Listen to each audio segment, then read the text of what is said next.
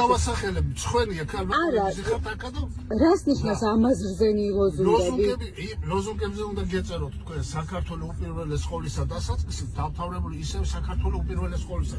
ის კი არა რომ ვერ ვამბობ, რეები აღარ გეწერათ ლოზუნგებზე. და რეები აღარ გვეხატა.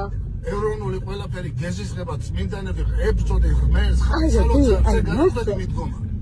რას სალოცავს რას მეუბნებით? თქვენ მეუბნებით რომ ღმერთი არ გწამს, არ ლოცულობს და სიბინძურეს არ დაახატებდით იმ წმინდანების იმებზე ვერ გელაპარაკეთ. სად ნახეთ ეგეთი რამე მე სულ დავდივარ აქციაზე და არასდროს მსგავსი რამ არ მინახავს. დაგუგლე და ნახე. გოგოებს რეები ეწერა და მან როგორ მივიდე მაგათა როგორ დავდგე?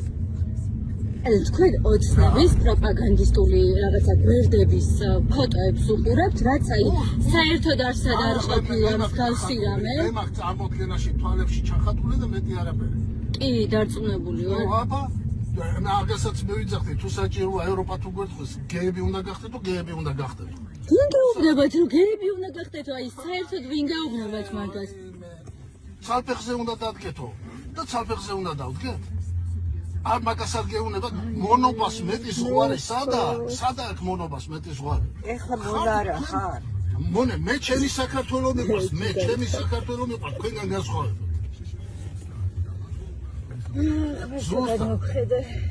ღმერთი გადმოგხედავთ მაშინ, როცა ღმერთს ლანძღვაგინებას არ დავუწყო. მე არასდროს ღმერთს არ ვლანძღავ და არც ის ადამიანები, ვინც იქ დგანან. მათ უყვართ თავიანთი სამშობლო და ზუსტად მაგ თავიანთი სამშობლოს გამოდგანან იქ და თქვენ ან გირჩევდით, რომ არაფერი ფულის გულისთვის ვირას გვიხდის, ვირას ევროპის მონები და ფულის მონები. დააკომენტარეთ, რას ფიქრობთ ამ ვიდეოზე. ამ შემთხვევაში ტაქსის მძღოლი ამბობს სიმართლეს თუ მისი მგზავრები. ტაქსის მძღოლი უფრო გავს მონას თუ მგზავრი ქალბატონები.